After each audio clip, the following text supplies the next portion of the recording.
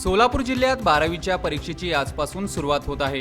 12वी बोर्ड परीक्षा कॉपीमुक्त परीक्षा हे अभियान यशस्वी करण्यासाठी केंद्रावर सीसीटीव्ही, परीक्षा ड्रोन कॅमेरा, व्हिडिओ शूटिंग बरोबरच प्रत्येक पर्यवेक्षकाच्या खिशातील मोबाईलवर झूम मीटिंगच्या कॅमेराद्वारे नजर ठेवण्यात येणार असल्याची माहिती माध्यमिक शिक्षणाधिकारी सचिन जगताप यांनी दिली।